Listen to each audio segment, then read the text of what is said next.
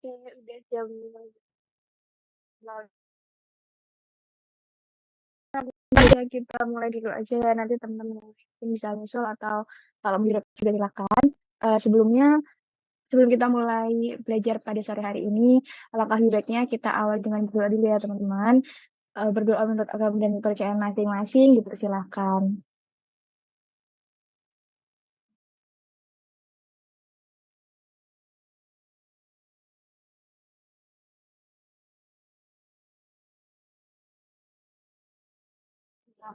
Dicukupkan.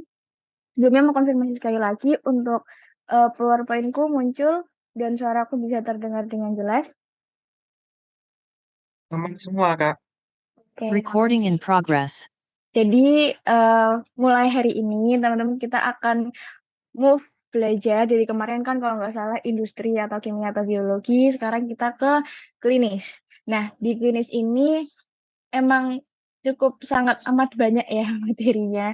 Jadi aku di sini juga nggak bisa kayak masukin semua materi dalam satu pertemuan. Jadi kita nyicil-nyicil dulu aja. Dan pada pertemuan pertama ini tuh kita mungkin pemanasan dulu aja. Jadi aku hari ini tuh belum kasih kalian pretest karena untuk ngeliat juga apakah kalau klinis tuh kira-kira metode belajar yang enak tuh kayak gimana gitu. Apakah nanti ketika apakah perlu ada pretest kalian enaknya atau kita bahas soal bareng-bareng lewat materi ini atau nanti ada post test gitu. Jadi nanti kita lihat dari pertemuan pertama ini ya. Nah, pada pertemuan pertama ini kita mau recall materi tentang saluran pencernaan dan saluran pernafasan. Yang pertama, kita masuk ke saluran pencernaan dulu, yaitu diare. Jadi, eh,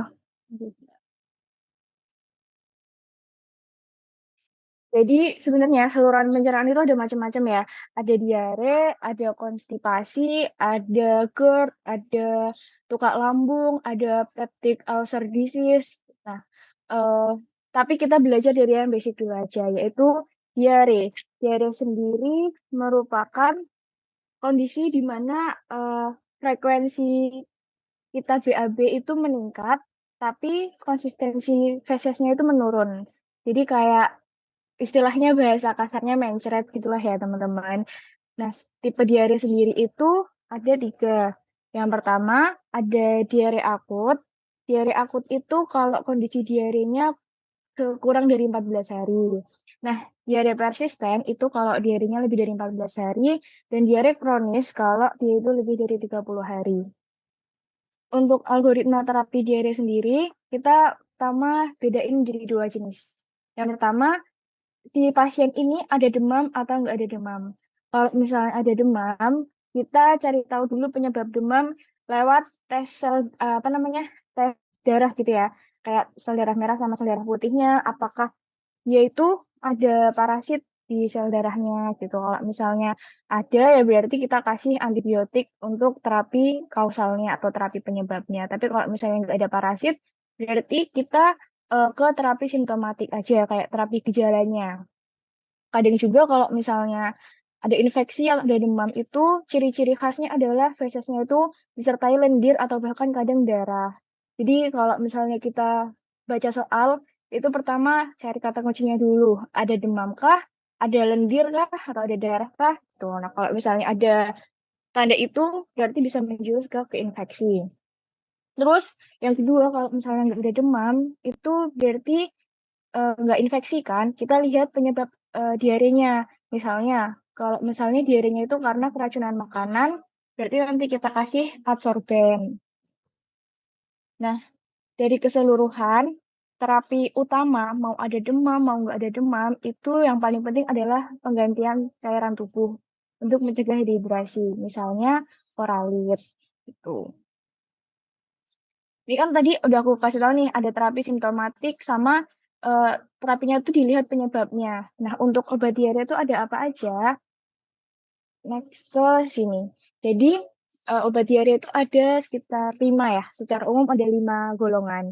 Yang pertama, itu antimotilitas. Dia contoh obatnya loperamid sama difenoksilat.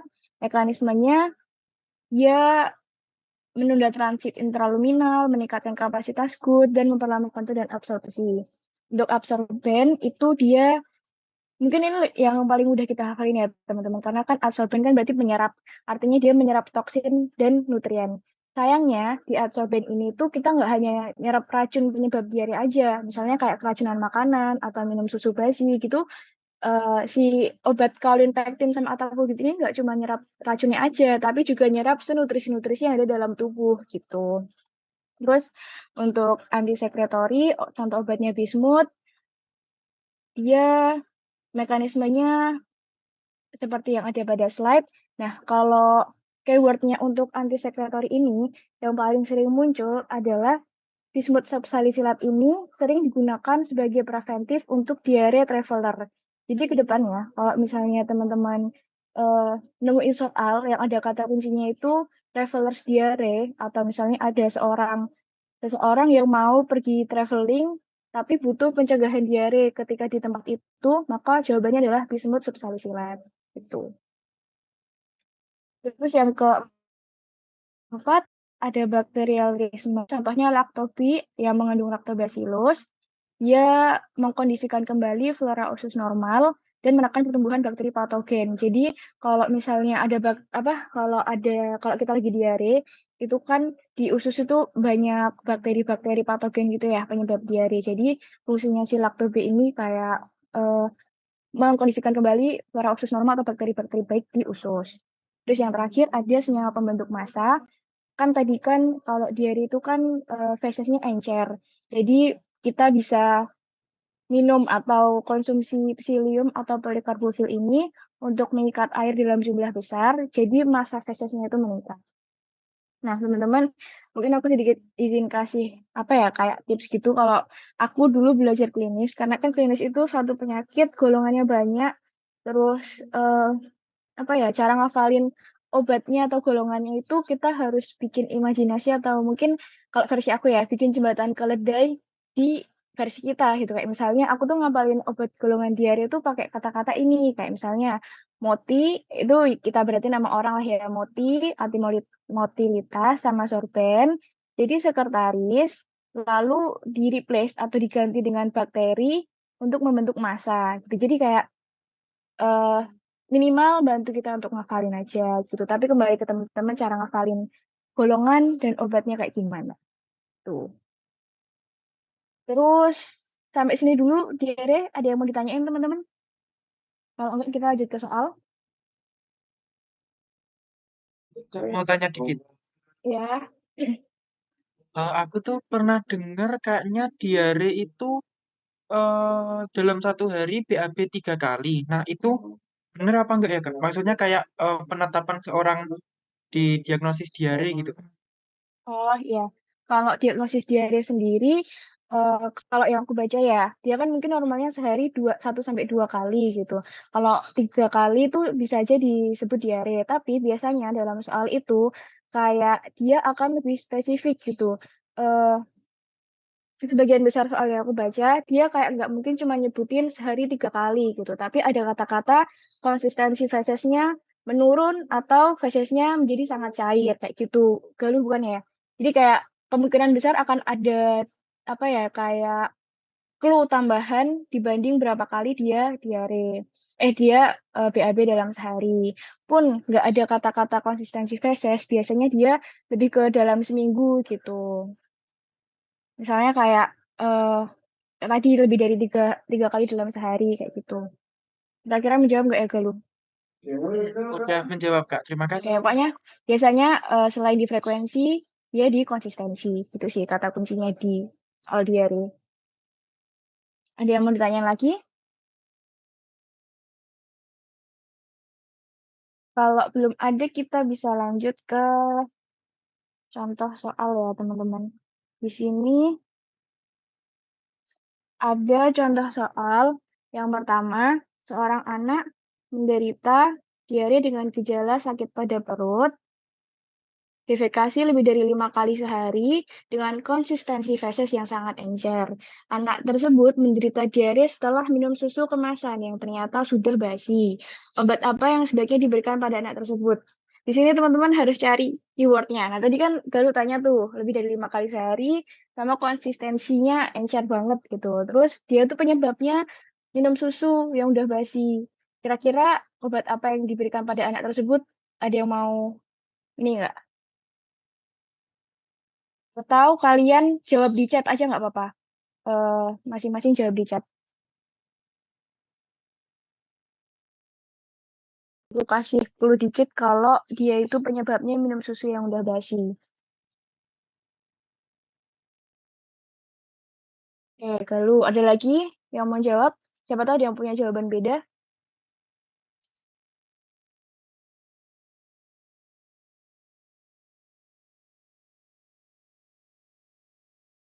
Oke, 5, 4, 3, 2, 1.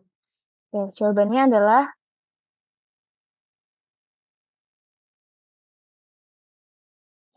benar. Jadi, obat yang sebaiknya diberikan adalah karbon aktif. Karena keywordnya di sini adalah susu kemasan yang udah basi. Artinya kan dia mungkin mengandung racun atau bakteri ya. Jadi kita kasih karbon aktif. Selain itu, ada tambahan materi lagi nih di soal ini, yaitu tata laksana terapi diare pada anak. Yang pertama, first line-nya atau terapi lini utamanya adalah pemberian oralit, pemberian oralit. Jadi, eh, kan tadi udah dikasih tahu ya di awal kalau terapi utama untuk semua kalangan adalah hidrasi gitu, untuk mencegah dehidrasi. Jadi, di sini terutama pada anak pemberian oralit. Kemudian pada anak juga itu harus ditambahin sama suplemen zinc untuk memperbaiki motilitas usus, mengurangi lama dan tingkat keparahan diare, mengurangi frekuensi BAB, serta menurunkan kekambuhan diare. Di sini zinc itu sebagian besar wajib ya buat anak gitu, terutama buat anak maksudnya. Kalau misalnya anaknya di usianya kurang dari 6 bulan, dikasihnya 10 miligram per hari selama 10 hari. Kalau pasiennya lebih dari 6 bulan sampai 5 tahun, dikasihnya 20 miligram per hari selama 10 hari. Kenapa 10 hari? Dia untuk memastikan kalau dirinya itu udah benar-benar sembuh, anaknya nggak kekurangan nutrisi, dan nggak dehidrasi juga gitu. Jadi minimal 10 hari. Terus yang perlu diperhatikan adalah kalau pada anak itu eh, apa ya kayak dikontraindikasikan atau tidak boleh dikasih obat loperamid. Jadi loperamid golongan motilitas ya di sini. Jadi anak itu nggak boleh dikasih loperamid. Kenapa? Karena dia tuh kalau di anak bikin kram perut, terus bikin kejang juga sampai ada kasus yang bikin itu ke kematian gitu. Jadi untuk anak itu cuma 2 oralit sama izin aja. Gitu. Terus kita lanjut ke soal 2 dulu. Ibu J sedang hamil 2 bulan dan mengalami diare selama 5 hari. Obat apa yang dapat diberikan kepada Ibu J? Ada teman-teman yang mau coba jawab? Lewat chat juga nggak apa-apa. Mungkin yang pernah dengar atau sambil searching juga nggak apa-apa kok, teman-teman.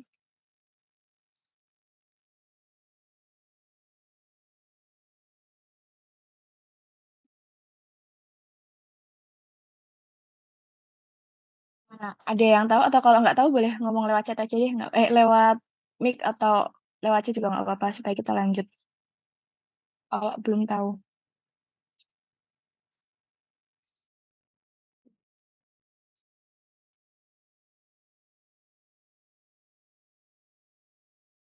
Ya, 5, 4, 3, 2, 1.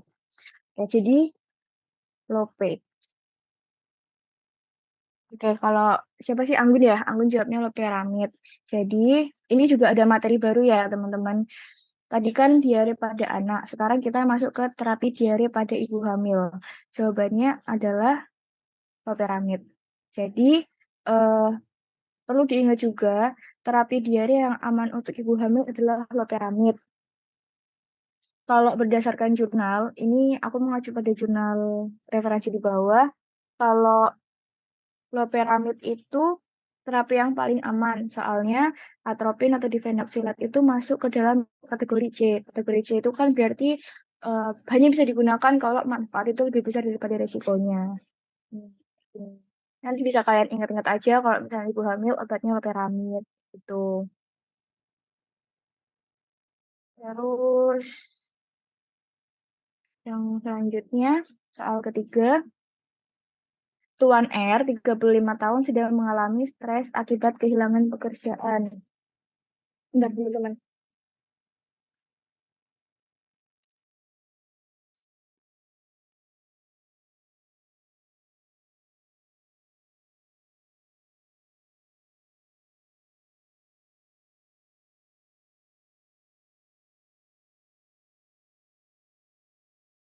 Oke, sorry. Soal yang ketiga, Tuan R sedang mengalami stres akibat kehilangan pekerjaan sampai mengalami nyeri lambung. Dokter meresepkan terapi antasida untuk mengatasi keluhan tersebut. Setelah mendapatkan terapi selama 3 hari, Tuan R mengalami diare. Kandungan pada sida yang dapat menyebabkan diare adalah, kalian pernah dengar soal ini nggak? Ada yang mau coba jawab? Jadi kalau di antasida itu ada, kan kandungannya ada 2 tuh, senyawa apa sama senyawa apa.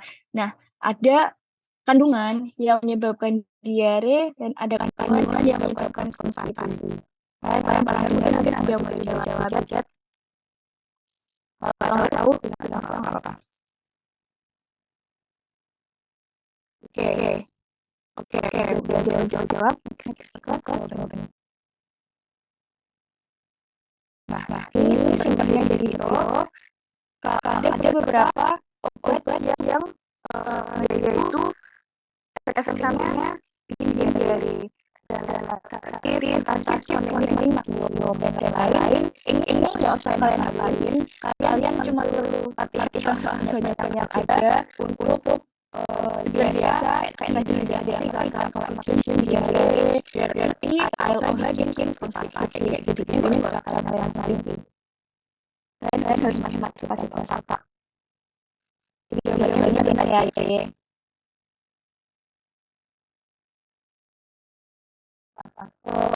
Karena kan kita ke konsultasi ya teman-teman, itu D.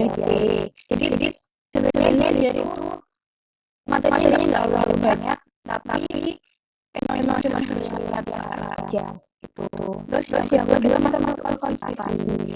Jadi kalau konsentrasi diberikan dari diare, dia itu frekuensi buang air liurnya sangat sedikit atau kurang dari 3 kali dalam seminggu, atau lebih dari harian prestasi dengan prestasi yang paling keras. Nah, penyebabnya sendiri adalah dua penurunan gerak laut terus, jadi itu kayak ada dorongan untuk hampirnya keluar gitu, kayak timus rasa, karena gerak lautnya tuh turun gitu. Terus kurangnya pembahasan pada tes yang berupa air dan lemak. Nah, di sini ada algoritma terapi untuk konstipasi. Yang pertama, kita harus tahu dulu penyebab konstipasinya apa. Ada 3. Yang pertama, akibat polioid. Polioid ini berhubungan sama obat-obatan yang menginduksi atau menyebabkan konstipasi. Contohnya adalah yang ada di tabel ini. Ini juga mau diapain dilatih aja supaya tidak bergejala. Contohnya ada antasid, ya, vitamin.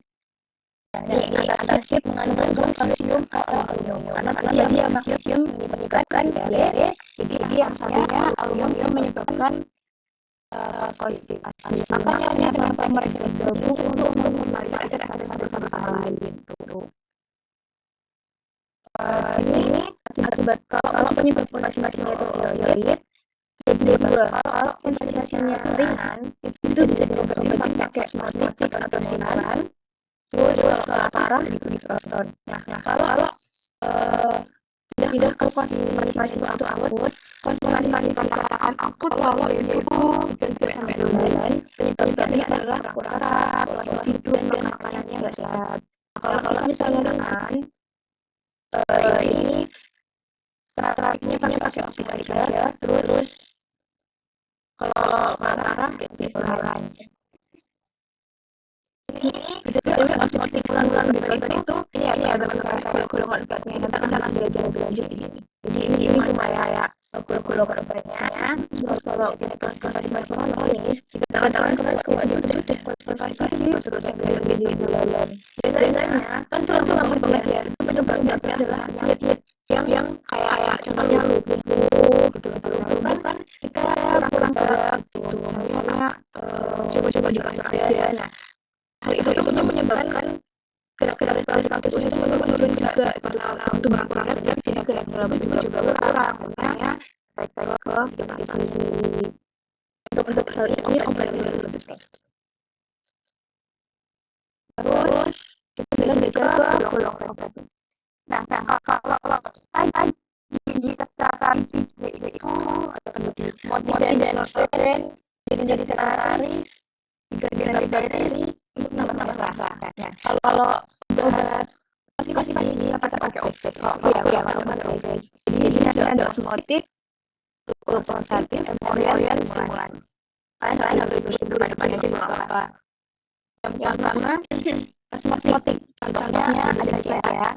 Mekanismenya sesuai apa yang dibutuhkan adalah osmotik. Osmotik kayak osmosis lah ya, gambarnya adalah artinya ya obat osmotik itu mekanismenya dia menarik air ke dalam usus, air lahir air lakan, dia menarik air ke dalam usus supaya sisanya basah, jadi beneran dan benar-benar kita berada di usus. Yang kedua, bukan ya sampai bahasanya kayak menambah cara tubuh kita menambah massa dia mekanismenya adalah menarik air untuk menambah massa dan sistem kalau prosesnya bertambah massanya kan badannya dia berat jadi akan akan keluar ya contoh yang bisa dibaca terus emolian ini di bahasa itu dia pelembut atau pelembek artinya dia menarik air berlama supaya resepsinya lebih lembek tambah 30% tambah stimulan kan stimulasi merangsang jadi tanda-tandanya adalah merangsang pada respirasi khusus kalau pada respirasi khususnya udah stimulasi jadi dia akan berkontraksi untuk mendorong sel-sel itu. Nah, osmotik laksasi itu dikembangkan jadi terapi ditambah dengan konsentrasi yang banyak. Jadi rata-rata persoalannya adalah osmotik laksasi dulu.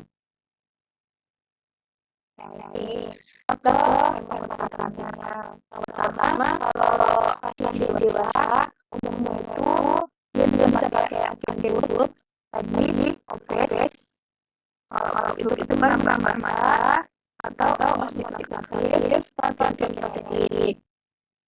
Terus kalau anak-anak lebih tahun pakainya sasal atau sirup jagung terus apa namanya ini tujuannya adalah fluorouracil. Nah kalau anak berusia 1 tahun tidak direkomendasikan stimulannya yang lama. Kenapa? Anak dibagi aja lah ya kalau misalnya itu dia pakai alat bukan mungkin ke jadi kalau anak di bawah 1 tahun akan potensi gila tuh kalau anak lebih dari 1 tahun selesai PIP tadi ya kalau selesai PIP itu mungkin lebih ke bisa model oral atau rektal ini alternatifnya tapi biasanya yang direkomendasikan paling dirujukan adalah bisa model oral atau rektal kali bukan kayak klasik gitu. Nah, kontraindikasi ibu hamil itu adalah sekali mineral mungkin disilakan. Sebenarnya kalian jangan bingung anak itu kayak banget. Tapi kayak kalian cuma yang aja lah kayak bikin orang ibu hamil. Ini baru kan sudah keluar jadi yang paling bulan itu bisa kecil, koror, gitu. Yang seks yang lain atau lain-lainnya nanti aja jalan kaliannya. Gitu. Kita udah bertanya teman-teman ke translasi sebenarnya soal lanjut. Enggak. Soal keempat. Kalau baca kan kalau konsultasi apa? Keempat, seorang laki-laki usia 60 tahun datang ke praktek karena salah satu nyaman dan mudah menurut berjalan lancar ketika pasien sedang berkurang kecil. Pasien mengalami kesulitan dan sakit saat memulai proses. Obat-obatan yang bisa diberikan pada pasien tersebut. Ketika 60 tahun itu kan udah rahasia ya teman-teman. Nah, sesuai dengan ini, tadi kan udah tahu lansia kan dari symptom atau kali rutut berikutnya. Obat-obat apa yang bisa diberikan pada pasien tersebut? Boleh jelaskan?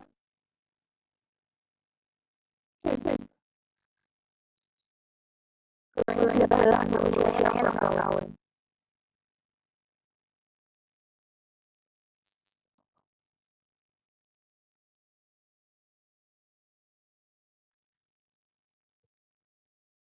Ada jawaban lagi selain awal-awal puasa.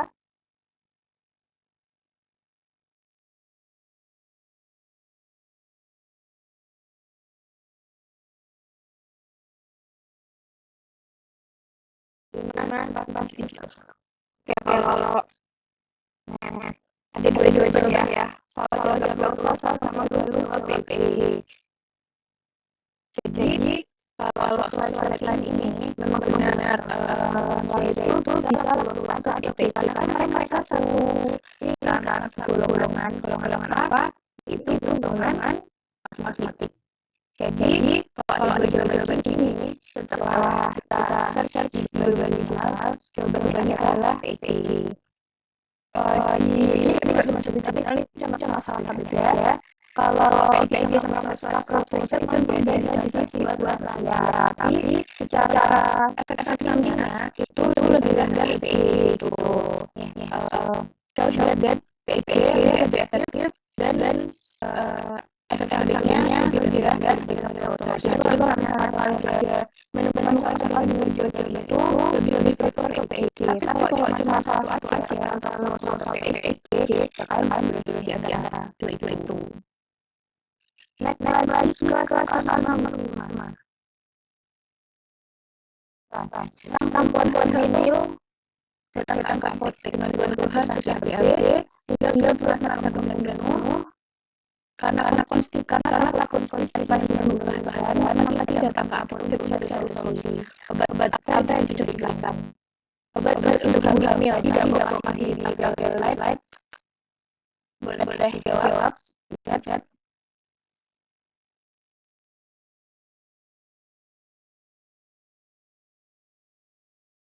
Nah, 4, 3, 2, 1.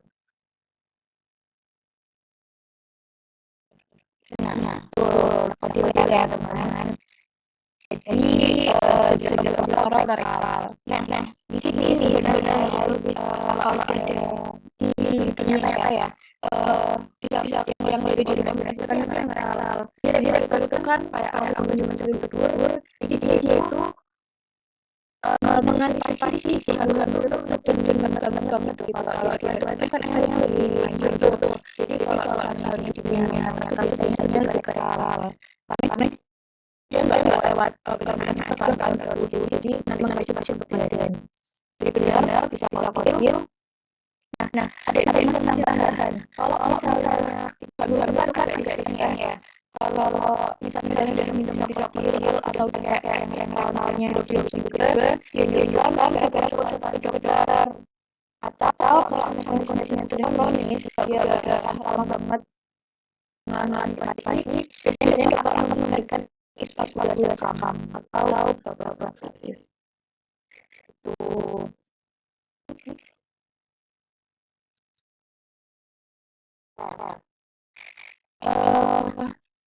Lanjut ke soal 5 dari lagi sih, 5 lagi baru lagi belajar aja slide sebelumnya. Bapak mengulang tidak dapat upload dan dalam akhir. Jadi si bapak itu sedang menguasai OPT ambrol, kodein, paracetamol dan metronidazole itu batu. Nah, apoteker ini kira-kira yang dirasakan bapak alias konstipasi itu disebabkan oleh obat-obat tadi. Kira-kira obat-obatan mana yang berpotensi konstipasi? ada di slide, ada yang baca. Ini mungkin kaitan sama induce conversation.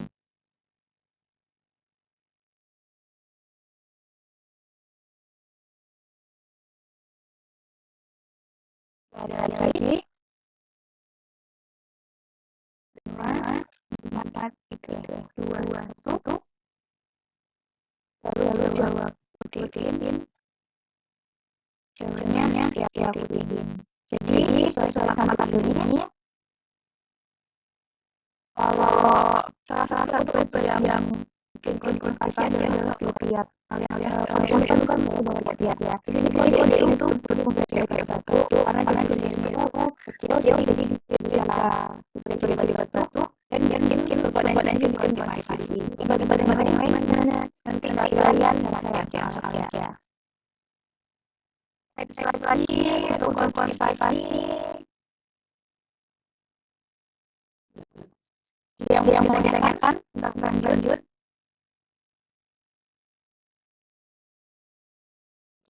Karena yang nanya kita lanjut ke jadi itu malah cepet tuh kalau nggak bisa ya teman-teman daripada dari jalan kayak masih jadi yang saya nah kita masuk ke pertanyaan yang selanjutnya ini ya soal nata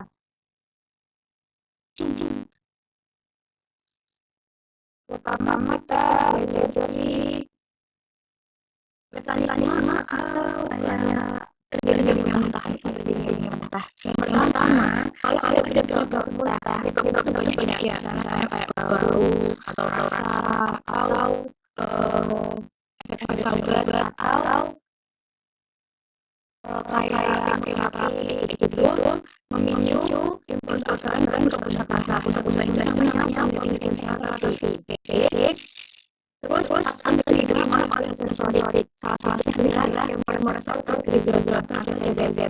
Ini belum bisa kalian ya karena nanti akan bisa dimunculkan.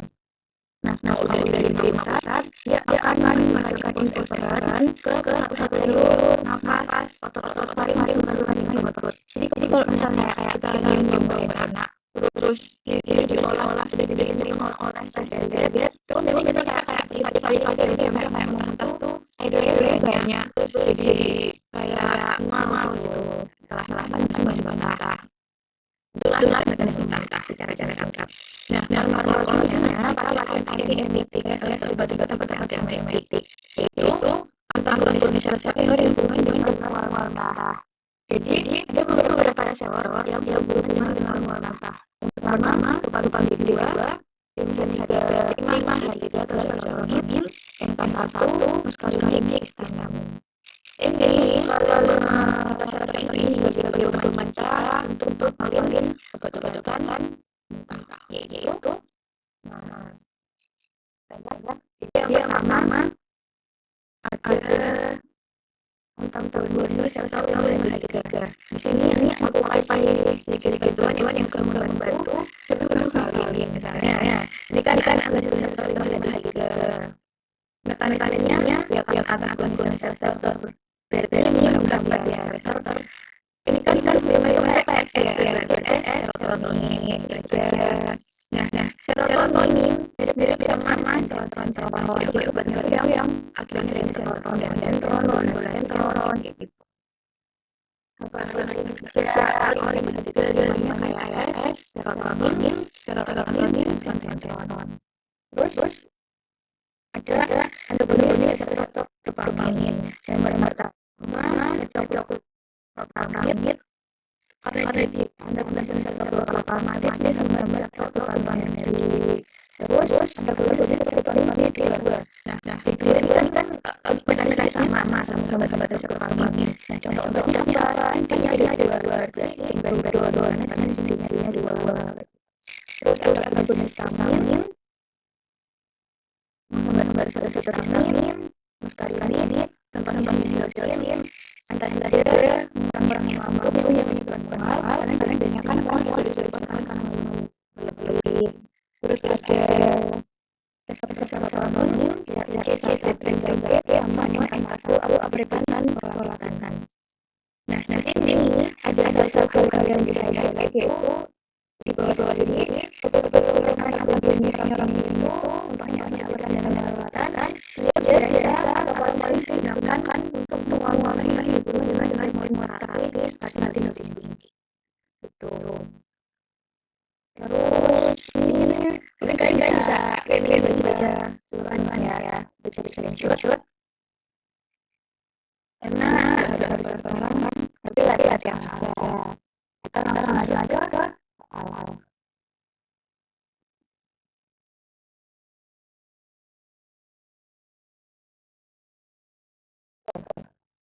Kalau kata jujur, aku buka dulu ini mudah-mudahan. Seorang pasien benar-benar melakukan terapi, melakukan mual, muntah, hanya menurut. Terapi apa yang diberikan mengatasi hal tersebut? Nah, di sini ada yaitu untuk kemoterapi injunction atau disingkat IMD itu sudah dijelaskan yang pertama obat bantu 5 DPA terus investasi bersama kondisi sama glukosid. Nah, ini banyak maksudnya kayak yang pertama 5 DPA terus contohnya. Nah, kalau dari diriku ini terapi apa? Dan sementara tadi kasih ini slide sebelumnya. Chat.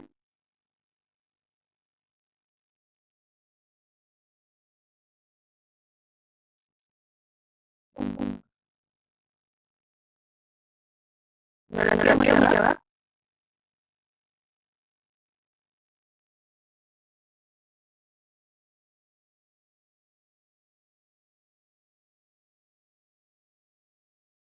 Kalau jawab dengan telepon, kita lihat. Ya, jadi benar-benar yang sonon. Kayak gini lagi ya, 5 BTS yang calon terus angka 1 RA, aplikasi dan penelitian sama portfolio. Ya, kalian betul ya, karena nggak bukan bisa dulu. Terus lanjut juga soal amalan.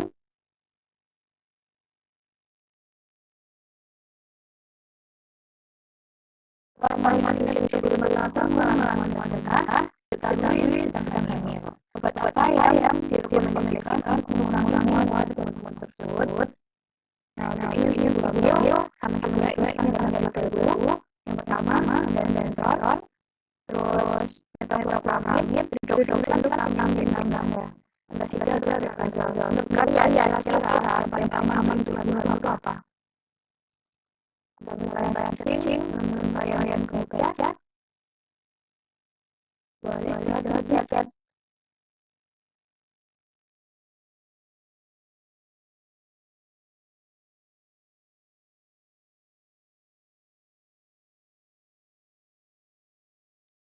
Lagi menjawab.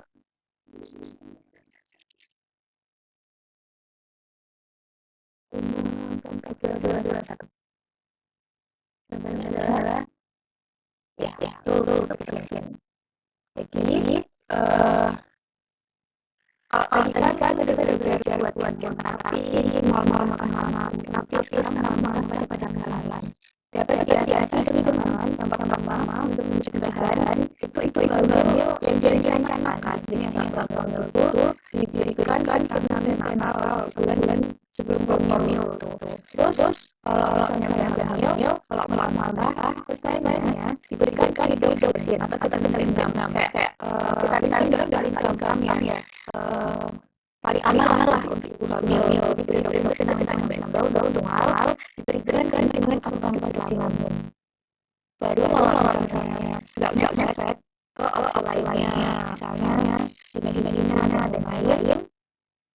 Nah, terus amati kalau misalnya ingin bukan dehidrasi, kita perlu mengatasi dehidrasi dengan infus normal salin yang ml atau XL atau ini itu yang berkonsentrasi adalah yang tinggi karena menunjukkan berberik encefalopath.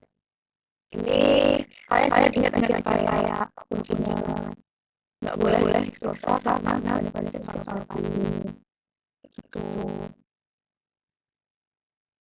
Terus lanjut ke apa?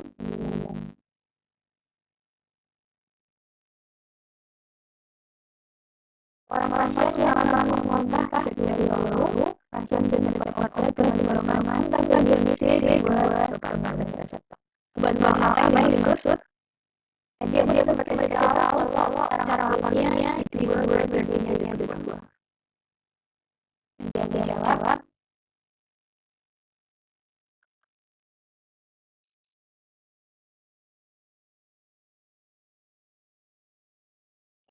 main jawab, on.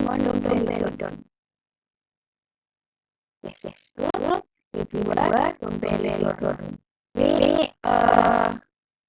tips lagi kalian kalau misalnya saat ini ada pertanyaan sama obat dari ini kalian bisa kalian belajar sama hafalan sama obat yang lainnya kayak ini kayak gini kalian belajar bunyi tuh dari balon bisa tahu obat apa dari kalian dari kalau ingatan itu misal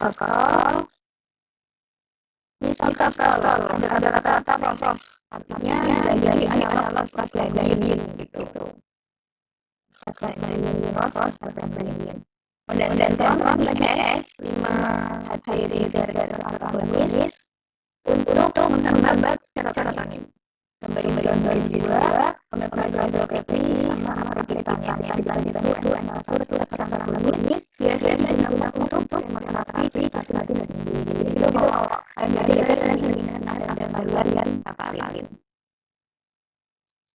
Oke. Mual ada pertanyaan? Karena kita lanjut ke pertanyaan berikutnya.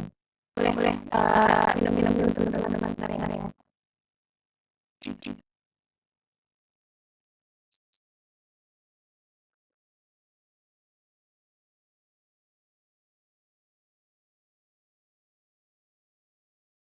Untuk perencanaan satu perencanaan.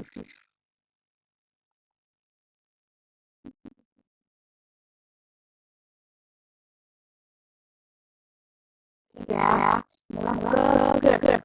Ini agak kompleks ya kalau ini. Jadi kalau misalnya kalian pertanyaan tentang ini baca kalau kalian tahu kalau kalian nggak paham aku belajar siapa terus kalian nggak paham sama kata-kata aku ulang-ulang apa yang pertama kita belajar dulu tentang sedikit tentang lambung jadi tidak normal ini gambaran jika ada normal itu lambung kita punya sebagai sphincter yaitu satu yang lambung dari esophagus. Nah, fungsi silikon ini adalah menahan isi lambung supaya nggak keluar. Jadi, teman-teman bentuk ya. Kakak. Oke, siap. Jadi kalau namanya ya, jadi itu buat nutup atau kakak. Fungsinya menahan supaya isi lambung ini panas atau nggak keluar atau nggak naik ke sini.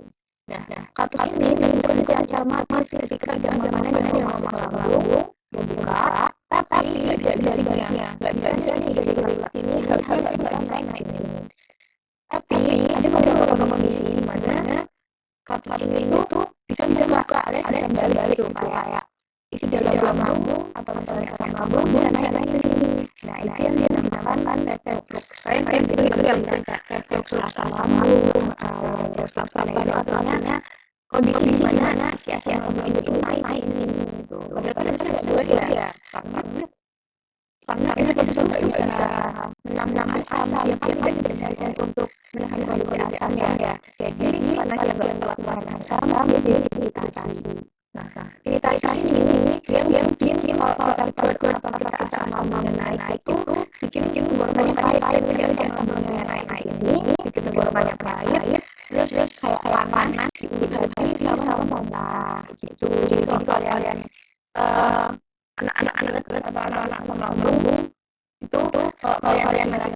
berarti kayak ada iritasi gitu. Nah, apa penyebabnya kartu itu terbuka? Ya kan itu nggak bisa tuh. Nah, kok bisa? Penyebabnya apa? Yang pertama, produksi asam lambung meningkat. Jadi kayak lambungnya penurunan, ya kan dari hasil dia di hasil sini, tapi jadi naik, ya kan bisa terbuka dan kenapa produksi asam lambung meningkat? Bisa karena makanan, stres, atau berbagai yang kita ketahui secara umum. Penyebab kedua adalah penurunan waktu pemasangan lambung. Jadi normalnya lambung itu ini makanan ya. Dia itu normalnya kosong atau makanan keluar 1 jam sebelum makan atau 2 jam setelah makan. Kalau lebih lama, makanan akan tertahan di dalam lambung. Jadi lambungnya makanan masuk belum keluar dan penuh sama juga akan membuka kakak jadi agak naik itu makanannya atau bisa kayak istilah lambung naik ke sama juga kayak tadi gitu. Intinya kayak bayangin kalau di terlalu penuh otomatis akan ada yang keluar secara paksa. Ya teman-teman buat kenapa sih sama-sama itu bisa naik. Terus sekarang kita ke regulasi pembentukan asam lambung. Ini aku ngambil dari slide-nya anak kecil soalnya kayak ini yang paling untuk bagian yang paling untuk memahami. Tapi aku coba jelasin dengan kata-kata yang saya betul-betul memahami. Yang pertama, regulasi pembentukan asam lambung itu ada 2 jalur. Yang pertama, kita ke sistem parasimpatik yang paling pentingnya. Sistem parasimpatik adalah sistem saraf yang mengatur pasalnya jam ternaknya.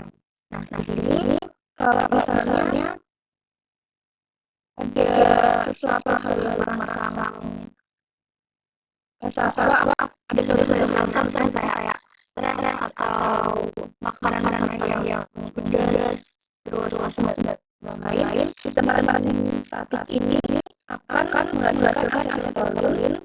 Nah, asetolin itu akan merangsang reseptor M1 akan merangsang reseptor M1. Reseptor M1 ini akan kembali pada sel tubuh. Nah, kalau misalnya sel-selnya aktif, dia akan menghasilkan histamin reseptor 2, histamin yang akan dikatakan dengan reseptor 2 di sel-sel vital. Nah, kalau misalnya histamin dikatakan dengan reseptor 2, maka sel-sel vital akan aktif dan mengaktifasi pompa proton. Di sini pompa proton itu fungsinya adalah penukaran ion gitu. Jadi ion H+ yang awalnya ada di sel vital ini akan bertukar dengan kapas yang disusun luar sel vital. Buat bisa cara-cara dari ini teman-teman.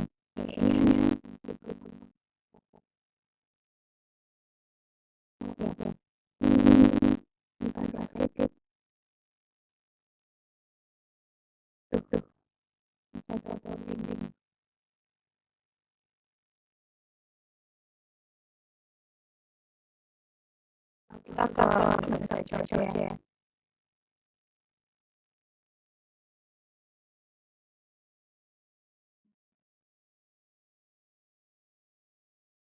Kita gampang bahasa Indonesia.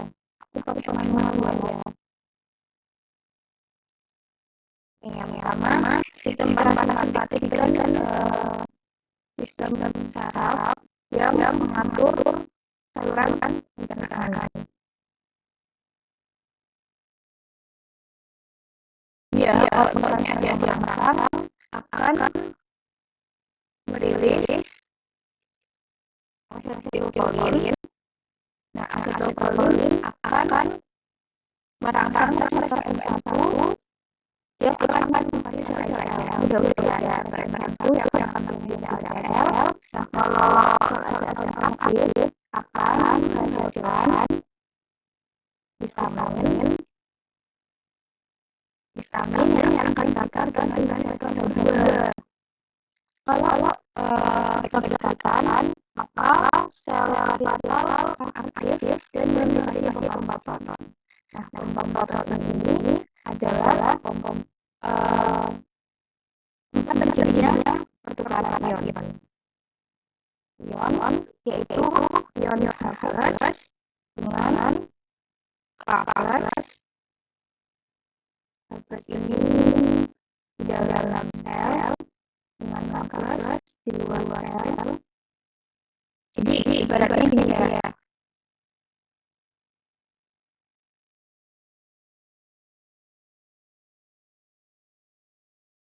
H+ di dalam H+ di dalam sel akan bertukar dengan K+ di luar sel. Jadinya kan H+-nya akan di luar. Nah, H+ yang di luar itu akan bertukar dengan Cl. Jadilah bentuk HCl. Gitu. HCl akan lambung. Kalau itu akan kombinasi asam lambung. Kayak gitu. Jadi dari posisi kalian tinggal bikin kata-kata aja. Nah, terus yang kedua, mekanismenya itu adalah kalau misalnya ada makanan yang dia itu mengandung protein. Makanan yang mengandung protein akan merangsang sel untuk menghasilkan insulin. Nah, kalau insulin sendiri itu dia secara langsung besar panahnya menghidupkan pembaton. Baik tadi pembaton adalah tempat pertukaran ion di mana ion dalam sel parietal akan bertukar dengan K+ di luar sel, terus akan membentuk HCl. Jadi kuncinya ada di sini nih, proton. Kenapa jeruk apa? Nah, itu secara singkat mekanisme pembentukan asam lambung. Ini buat jelas ya, kalau kalian benar-benar dengan itu, kalian pasti bisa YouTube itu kira-kira jelas. Nah, selain pembentukan asam lambung, tubuh itu sebenarnya punya mekanisme proteksi. Kalau misalnya produksi asam lambung itu benar-benar yang pertama di sini. Kalau misalnya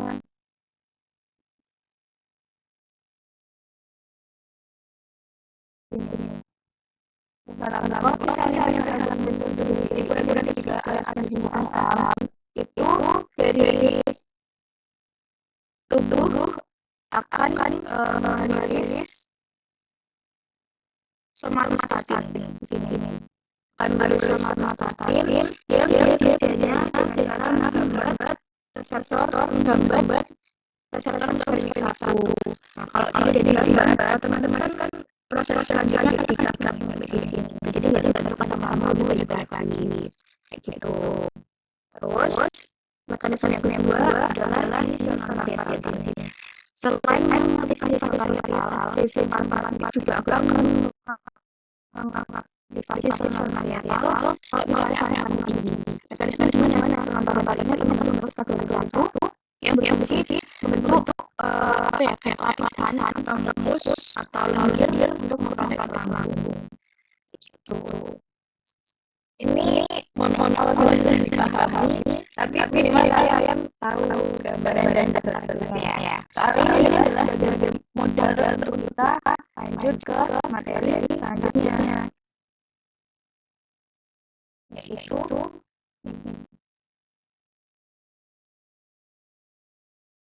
golongan dari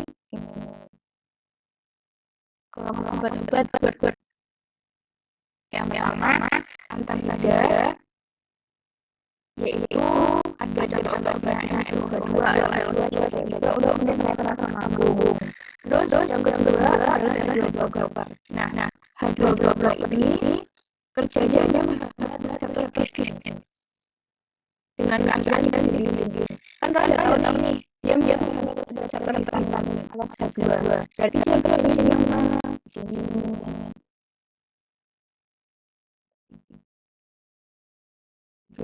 Udah kelihatan apa-apa ya, kalau itu kerja di sini gitu. Terus kalau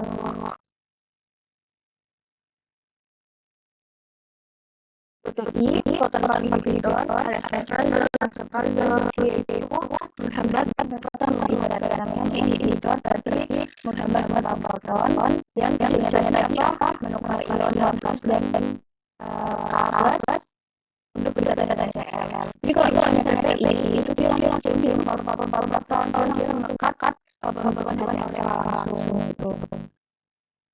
Terus agen protektif untuk menghafalnya. Mukmo itu kan mukus ya, mukosa protektif itu melindungi, artinya dia melindungi ponsel lambung. Contohnya seperti apa?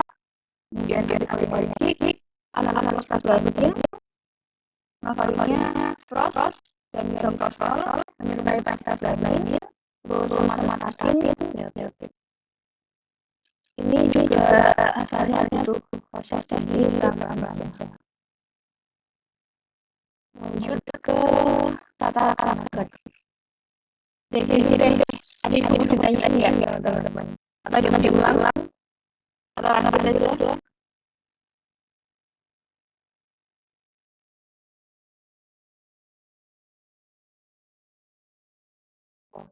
Ada ya. Kalau ada yang diulang tenang aja. Terus kita ke tata karakter. Di sini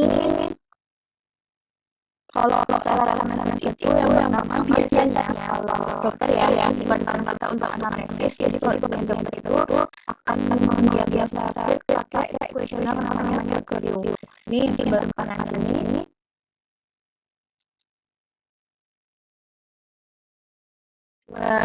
Kanan ini. Nah, kalau misalnya poinnya kurang dari 7, artinya dia enggak maksudnya kalau totalnya ini hasil poinnya nggak sampai 7, berarti dia nggak GERD teman-teman naik atau apa. Nah, tapi kalau misalnya poinnya dalam 18, artinya dia jadi GERD.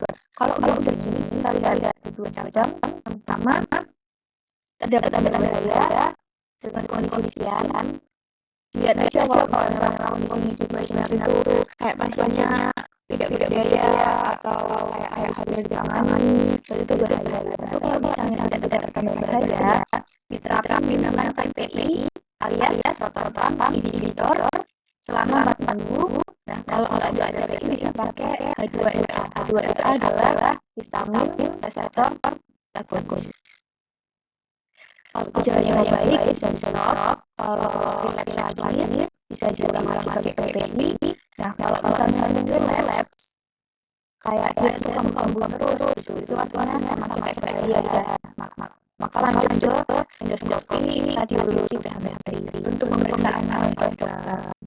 Jadi kan dari referensi kalau berbedanya kayak misalnya jenis lanjut.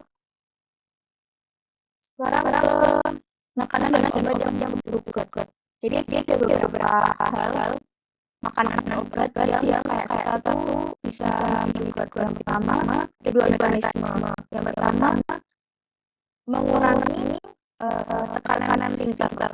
Kayak yang udah punya awal tadi, filter kan dia itu ya tutup. Kalau misalnya tekanannya berkurang, maka dia itu bisa bikin makan di lambung naik gitu. Contohnya ada makanan lemak, coklat, alkohol, dan lain-lain. Atau secara langsung iritasi mukosa. Contohnya makanan pedas, kopi, rokok, itu aspirin, insulin. Ini juga harus dihindari. Lanjut ke soal yang pertama, dokter diskusi dengan apoteker tentang obat yang efektif dalam gambar gejala serta mengimplementasi otomatis berdasarkan EBM apakah ini disebut efektif. Kira-kira yang mau dijawab tadi itu yang kayak paling disebut lah pakai aja.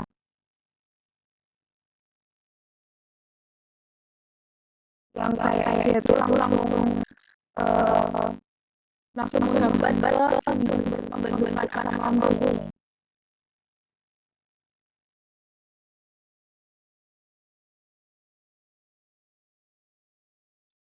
Ada yang mau dijawab lagi? Lanjut. Contohnya adalah PPI. Jadi berdasarkan jumlah juga, kalau PPI itu paling efektif ya di antara obat yang lain. Sama sih nggak dukung pada video pembedahan. Tapi kan pembedahan bukan obat ya. Jadi obat yang sama. Lagi berdasarkan skor review, hanya dia mendapatkan skor 11. Coba berdiskusi dengan apoteker, rata-rata yang sampai yang tempat untuk menyembuh. Dia menjawab, chat.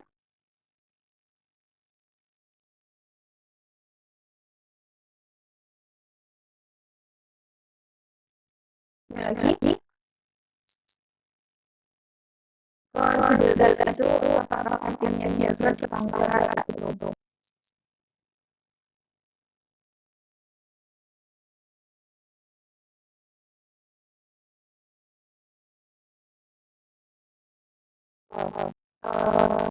Terang-terang jawabannya adalah gitu.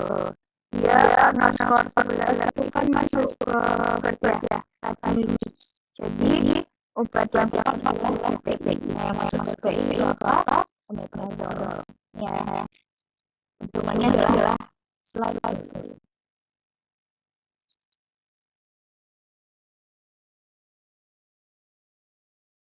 Terus ke-12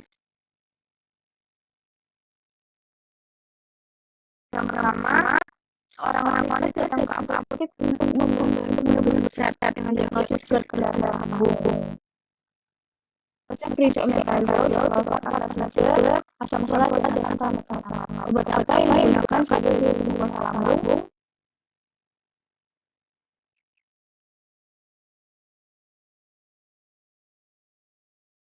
Ada kata-kata juga nih, pelindung penguasa lambung. Berarti protektif. Golongannya untuk beratnya apa? Yang jawab tuh kalau merupakan bagian protektif itu. Dan selanjutnya dia itu bisa membuat polimer yang lengket dan nempel pada sel hospital kemudian melapisi lambung dengan gas langsung berjalan.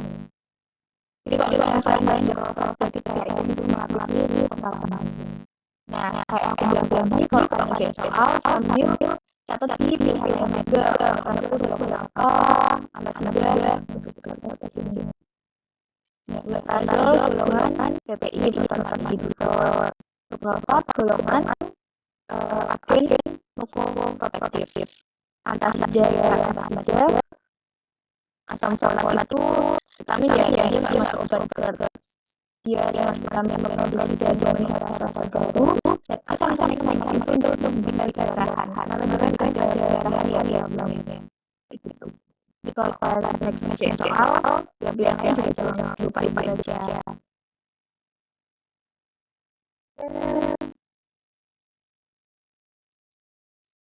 Untuk sama alhamdulillah dulu untuk kayak materi lain seenggaknya kalian tak punya modal kalau biasanya ya obat kayak disease atau lama dulu mepet-mepet sebulan sama obat-obat reguler. Jadi kayak kalian tahu kalau mepet atau obat apa golongan apa golongan apa dan gimana. Jadi harapannya kalian lebih mudah mempelajari saran-saran lain.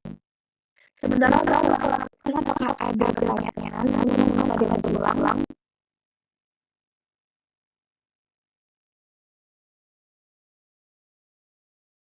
ambil ini kali ya setelah sebentar 2 menit aja 2 menit sampai 4 sampai 10.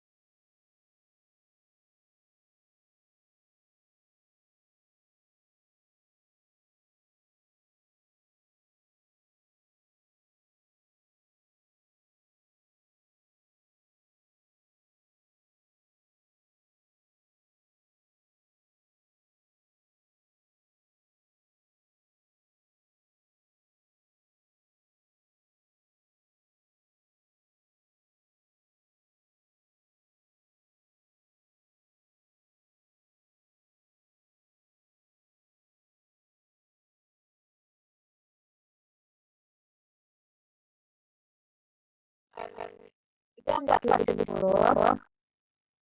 Kita lanjut ke masakan. Aku mau tanya, aku nih jalannya apa kecepatan teman-teman perlu diulang-ulang ya.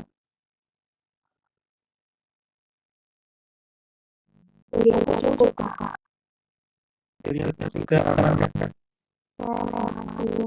Kita lanjut ke urutan masakan. Jadi selama masakan ini ada beberapa penyakit yang berhubungan sama paru-paru ya, kayak misalnya ada batuk pilek, ispa, terus ada asma, BPOK, kayak gitu-gitu. Tapi karena waktu kita juga kita belajar dari dasar dulu, nanti kalau misalnya ada insya Allah kalau tidak selesai bisa belajar yang lebih rumit sedikit gitu. Lanjut ke penyakit pertama adalah common cold atau biasa kita sebut batuk pilek. Nah, common cold ini dia itu masuk ke dalam infeksi saluran pernapasan atas akut. Itu juga dengan flu biasa. Tapi dengan influenza.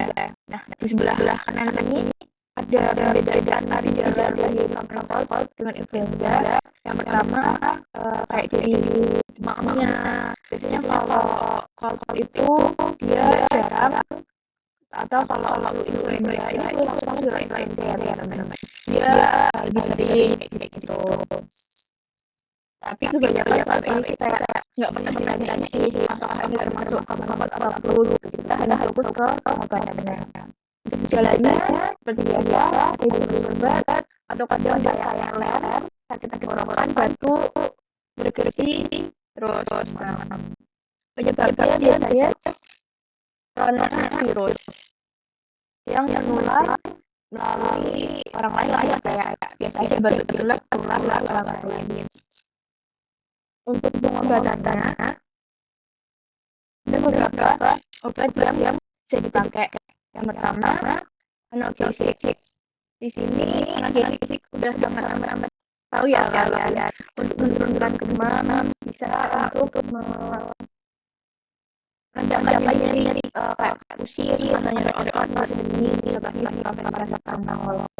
Terus psikometan itu udah banyak obat, misalnya fenolmethalam, phenylephrine, dan lain-lain. Terus kombinasi dengan vitamin, misalnya antihistamin itu kayak KTM dan Ibuprofen itu dikombinasi dengan psikometan untuk meredakan gejala pilek. Kalau kalian pernah minum Intunal, Altara, Paratusin, nah itu kalian akan kalian ada obat yang di sini soalnya itu obat cold. Kita nggak ada paracetamol aja, penyelesaian ada, atau Sudafed, KTM ada. Terus biasanya yang batuknya itu kalau obat terus guaifenesin gitu. Kalian bayangin aja obat yang kalian bisa minum. Nah, itu sih untuk menekan batuk di syaraf gitu. Jadi kalau batuk itu kan dia baring ya teman-teman. Contohnya dextrose sama protein. Itu dia untuk gampangnya adalah menekan syaraf yang bikin batuk di otak gitu. Kalau ekstektoran politik dia sama-sama buat batuk leher. Ekstektoran contohnya GG atau guaifenesin. Dia itu melumasi saluran pencernaan supaya kalau kita batuk darahnya lebih gampang keluar. Nah, kalau politik contohnya acetylcysteine, ambrosol, rubicin, yaitu ibaratnya memecah dahak. Jadi dahak itu cair dan mudah keluar. Tuh. Lain-lain aja Intunal, Paratusin, Altara, dan lain-lain. Nah, selain obat itu, yang selanjutnya adalah asma.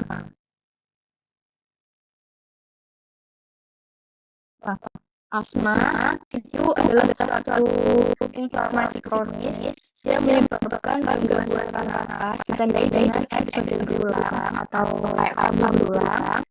Gejalanya berupa nyeri, sesak napas, dan dada, dan batuk. Referensi tanda-tanda asma sendiri ada banyak sekali. Yang aku ambil adalah yang pertama jadi CDK, terus GINA ini kayak guideline internasional, terus PDPI. Nanti ada apa namanya insert linknya di sini. Kalau kasih PPT kalian tinggal klik Nah, untuk lebih lebih lanjut, ada beberapa apa ya kayak kata yang kalian harus ingat-ingat misalnya kayak nanti tuh akan ada menyangkut sama sama kronis jadi lebih harus beda gitu. Karena biasanya ketika sesuatu kayak suka berbalik menyangkut asam kronis reliever controller sase sama ICS OCS. Nah kalian ada beberapa kata yang kayak itu adalah harus beda gitu. Untuk kalian pada ingat-ingat cari balik maksudnya. Sekarang kita balik ke nah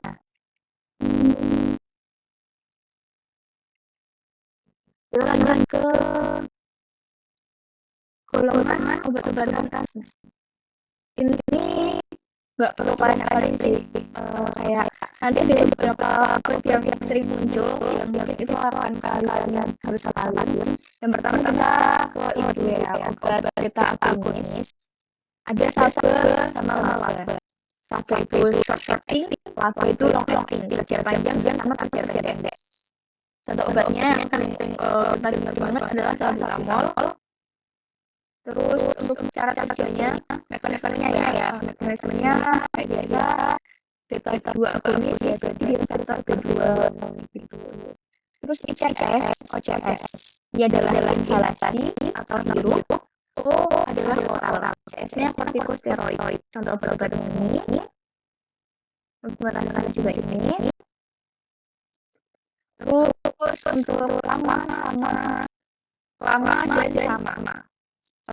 Ini antagonis muscarinic, dia kayak menghambat asetylkolin pada reseptor muscarinic. Contohnya obat ini kan sering aja buat model BCM soal nanti ya. Terus ada LTLA, menghambat leptoyen, metaxanthin, ada amapilin, anti IgE, dan IgE bebas.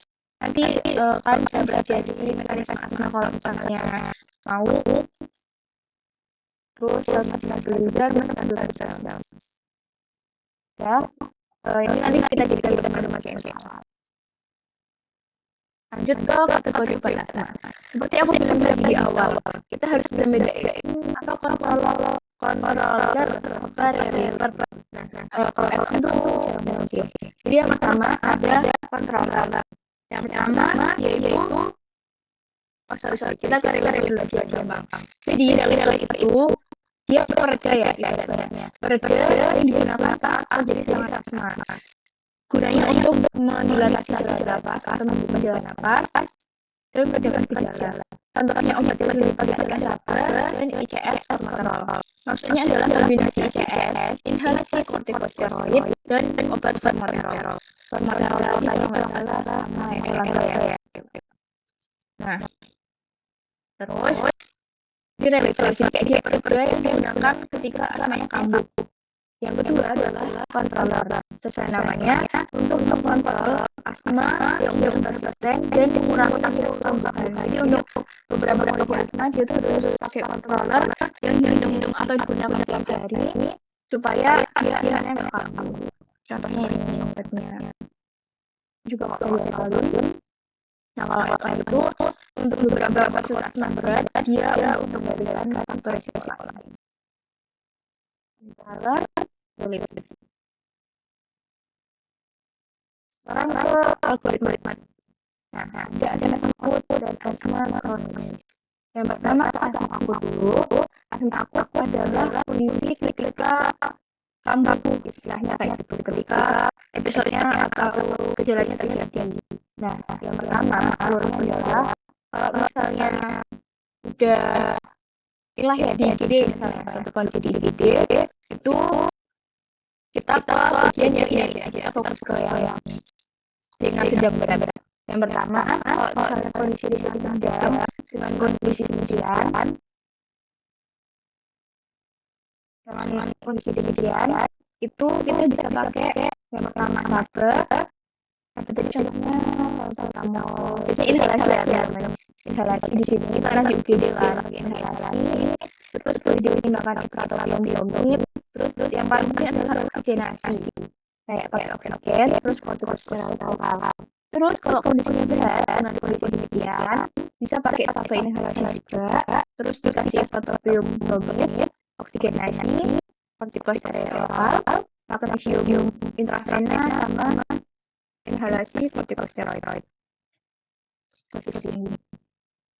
Nih, intinya yang paling penting dihafalin menurut aku adalah kalau akut langsung dikasih sampai inhalasi. Sabar tadi contohnya salbutamol.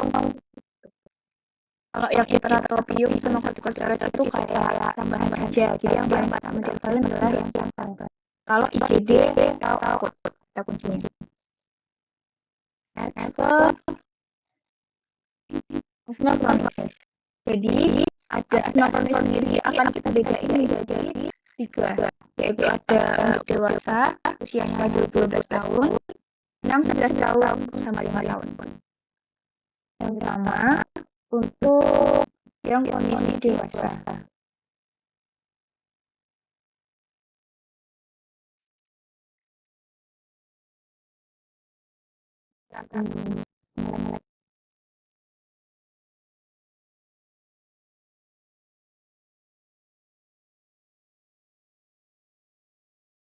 Yang pertama adalah kondisi dewasa remaja. Itu sendiri ada 2 jalur. Yang pertama jalur 1 sama jalur 2. Yang membedakan apa? Nih, kalian lihat gejalanya. Gejalanya itu kayak dari tingkat keparahannya. Misalnya dari situ tuh pasti ada kata kuncinya. Apakah itu beberapa kali, atau apakah terbangun tiap malam, dan lain-lain. Jalur 1 direkomendasikan oleh kita soalnya bisa mengurangi risiko eksploitasi atau perkampungan lebih baik. Nah, jalur 2 bisa jadi alternatif kalau nggak mungkin pakai jalur 1, misalnya ada obat atau lain. Atau kalau misalnya itu pasiennya stabil, dia obatnya menyatu, terus nggak ada kekampungan dalam 1 tahun terakhir, gitu, itu bisa pindah ke jalur 2. Tuh, ini ada controller driver ketika gejalanya kambuh atau tidak, dan controller sebagai pengkontrol apa ya itu kayak jadi pokoknya kayak mengurangi kekambuhan lah gitu, untuk manajemen lah untuk merawat asma supaya nggak kambuh lagi gitu. Jalur 1, jalur 2. Ini juga nggak usah ngoyo dihafalin, tapi kita ke latihan soal aja. Nah, terus di sini misalnya cara-caranya adalah jalur 1. Misalnya di soal itu ada keterangan gejala asmanya itu timbul kurang dari 4-5 hari dalam seminggu. Berarti kan dia masih termasuk ringan ya. Maka pakai kontrolernya ICS formoterol. ICS-nya itu bisa pakai budesonide gitu. ICS ini kan tadi golongan kan. Budesonide yang kombinasi dengan formoterol. Terus levelnya sama. Terus kalau dia itu soal ada keterangan timbul gejalanya bertiap hari atau sering bangun lebih dari 1 kali dalam seminggu, maka obatnya ini. Terus kalau fungsi paru-parunya ini, kalau 5 itu udah parah banget, kayak lebih parah dari yang langkah 4, maka ini. Jalur 2 sama juga cara bacanya. Kalau gejalanya timbul kurang dari 2 kali dalam bulan, maka diberi ICS diberikan saat menggunakan sabar. Artinya ICS itu kan inhaler kan, yaitu dihirup tepat setelah sabar. Jadi kayak pakai ICS sama pakai sabarnya gantian. Tuh, dan levelnya sama sesuai kan. Nah, makanya aku tadi udah kasih tau teman-teman kan kayak akan ada beberapa kata yang sering muncul, ICS, sabar, lapar, lama, gitu. Nah itu nanti kalian akan lama-lama atau biasa. ICS itu inhalasi kortikosteroid. Sabar, short acting kita 2 agonis. Sekarang ke algoritma terapi 6-11 tahun. Oh iya, ini boleh di-screenshot aja kan, kita nanti mau ngerjain soal juga. 6-11 tahun sama juga sih, nggak dihafalin. Yang paling penting adalah biasanya rekomendasi utamanya itu kalau anak 6-11 tahun dia pakai obat ICS formoterol karena bisa sebagai warna itu maintenance and reliever therapy alias dia sebagai controller dan reliever gitu. Ini disesuaikan saja nggak apa-apa, sama nggak usah dihafalin banget. Terus sama yang terakhir ada algoritma terapi untuk anak usia 5 tahun. Nah, untuk anak 5 tahun sendiri,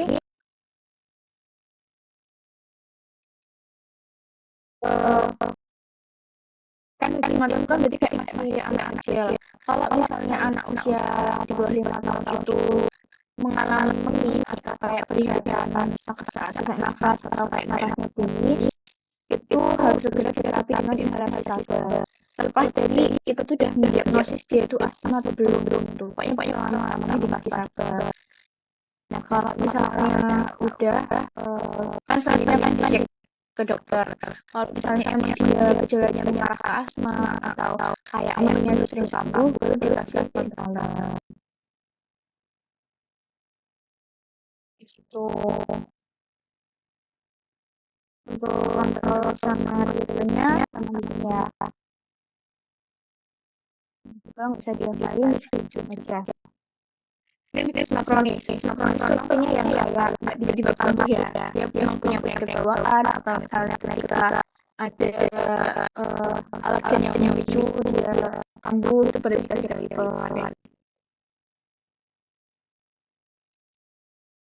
sampai sini untuk asma ada banyak ini emang agak berat ya dia semua tapi nggak pernah nanti kita sering-sering latihan aja kali di sini ingin dulu.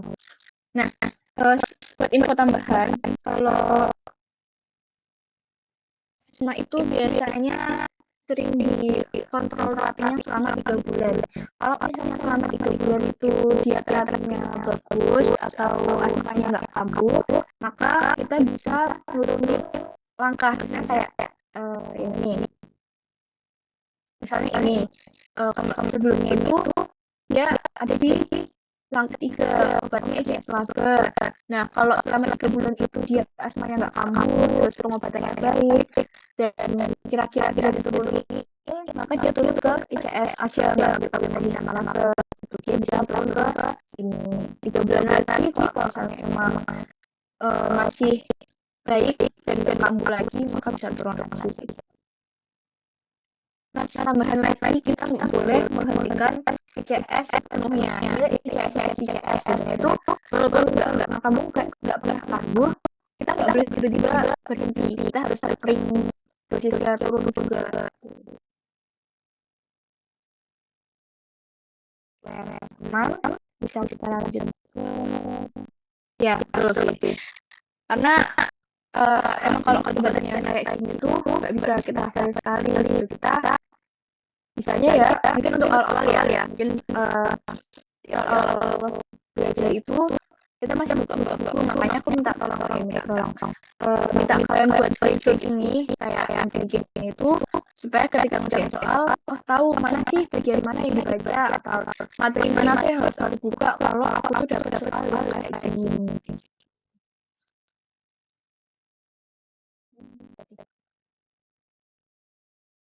Kita ke pelajaran.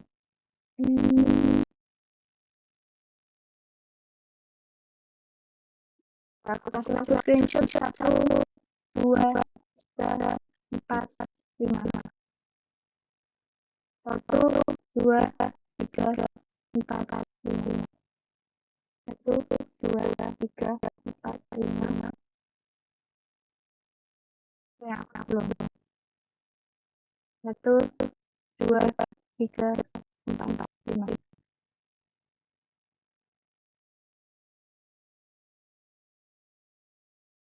1, 2, 3, 4, 5. Ya kan gak punya model untuk mengajukan soal. Jadi aku harap kalian mau menjawabnya di chat. Yang pertama, pasien emergensi dibawa ke UGD karena serangan asma akut. Terapi yang diberikan adalah yang menjawab asma akut.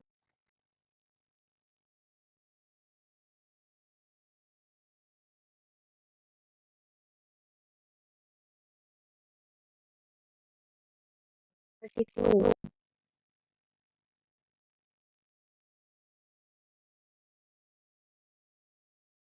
Pilihannya ini sabar. Oke.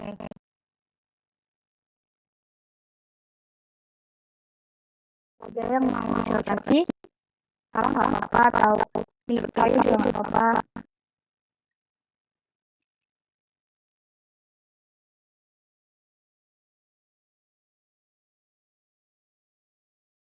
Semangat aku, strategi digital, semangat aku, satu, contohnya adalah terutama inhalasi. Mungkin kalian akan keliru di antara inhalasinya sama inhalasi atau dibantu ada laboratorium gitu. Tapi jawabannya adalah sabar. Sabar itu kan ini kan slide utama nih di paling atas. Perusahaan terapi di paling atas. Sabar itu kan short acting beta agonis yang inhalasi alias salbutamol. Sebenarnya paling gampang adalah sabar. Karena sabar itu pengucapannya mirip sama salbutamol. Ada sa, ada ba, atau b, salbutamol, sabar. Yang pasti inhalasi karena kalau di akut atau di IGD kan mungkin kita kasih obat telen ya, pasti inhalasi kayak gitu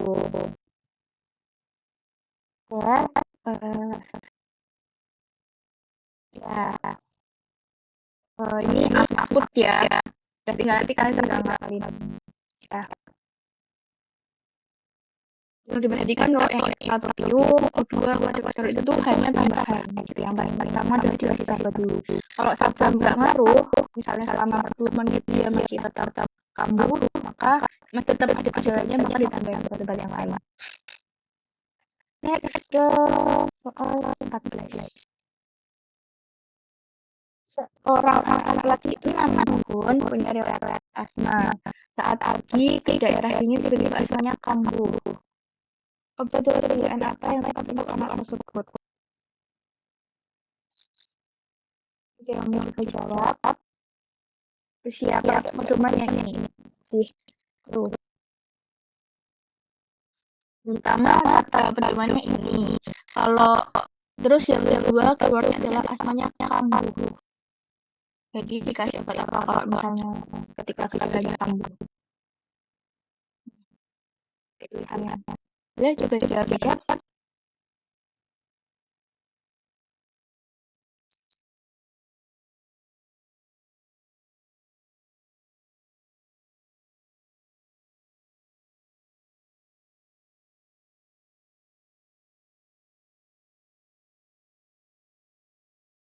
Kita lihat nomor 41.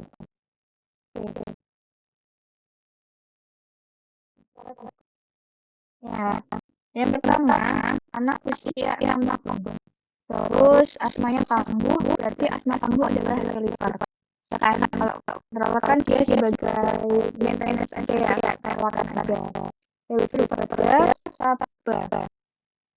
Sabar berarti mana nih?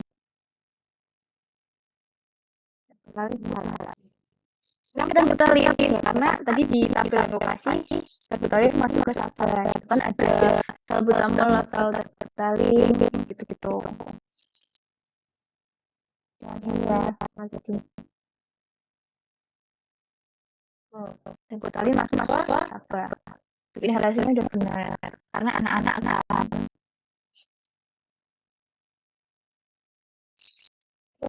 Next slide lagi.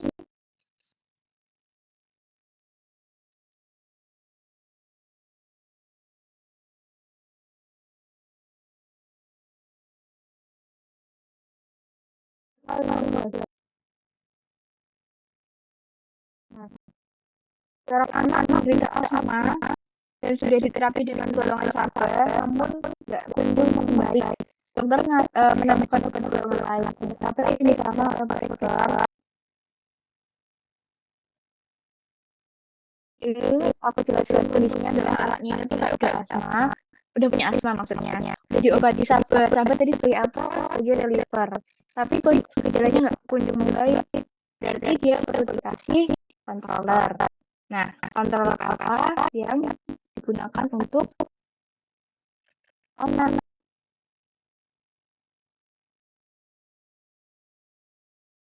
Kita lihat,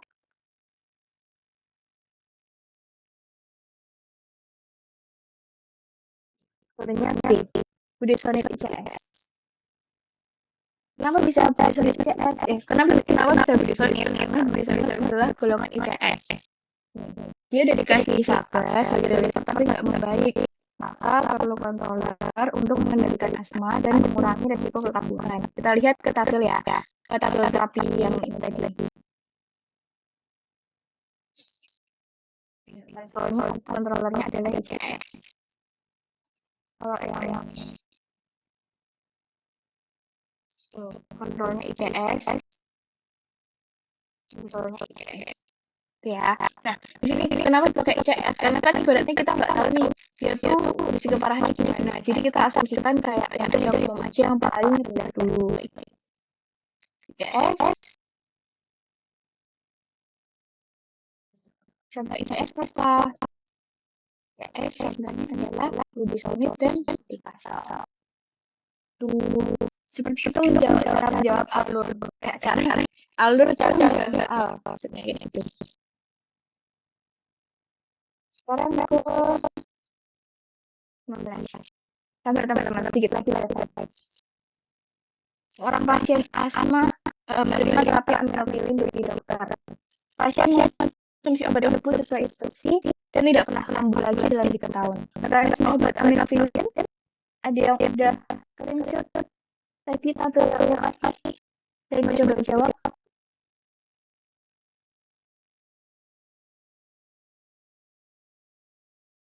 Mungkin yang udah kecil itu tersirat sih, maksudnya kayak jawabannya di sini tuh kata-katanya nggak sama, tapi kalian bisa coba tafsirkan kata-katanya.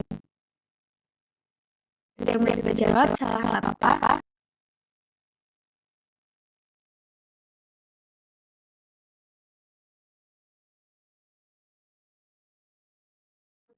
Jawabannya adalah salah, karena dia kan sebenarnya kalau di jurnal itu mekanisme aminophilin itu merilis neofilin yang menyebabkan bronkodilатasi.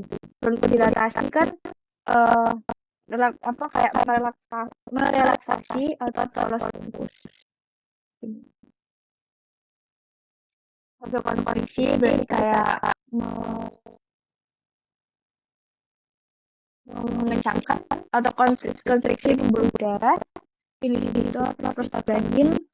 Tadi pros itu bisa prostal, antikolinergik, muskarinik, histamin, antihistamin. Sedikit lagi. Nah, orang pasien mendapatkan terapi golongan laba. Apa yang termasuk golongan laba?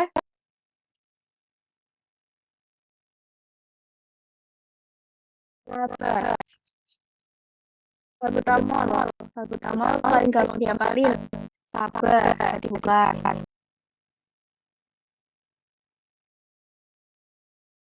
Jadi ingat. Kita jawabannya adalah dan salbutamol sabar, terbutalin temennya salbutamol sabar, ngomolin sama ini 18.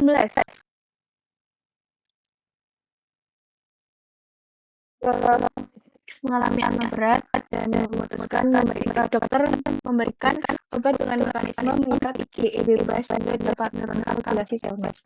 Obat apa yang dimaksud?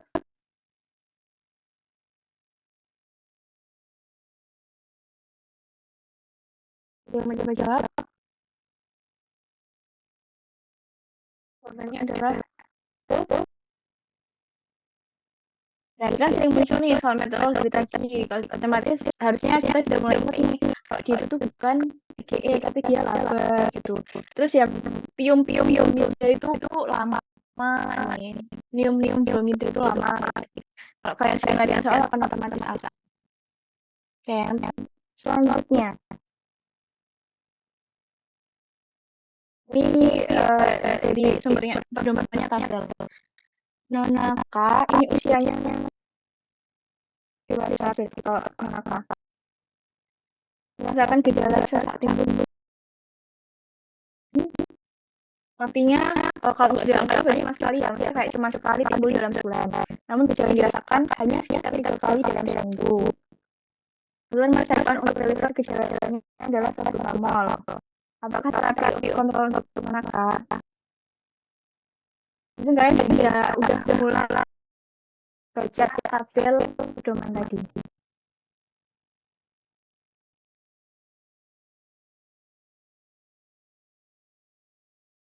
Berarti yang belum menjawab,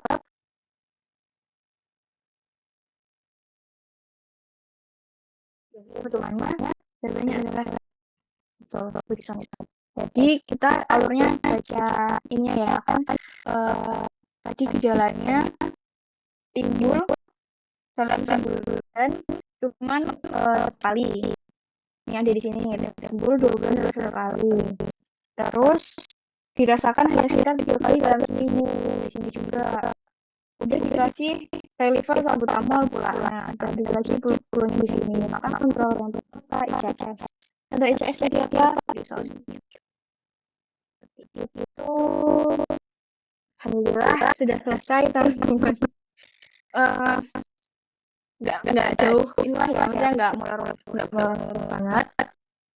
Dari sini ada teman-teman yang mau tanya.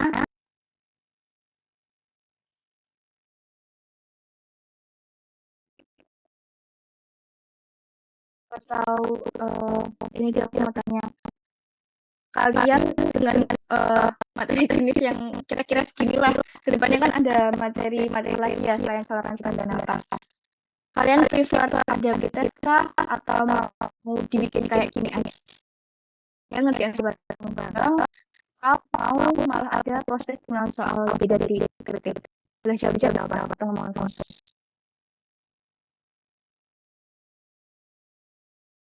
Kalau aku lebih enak gini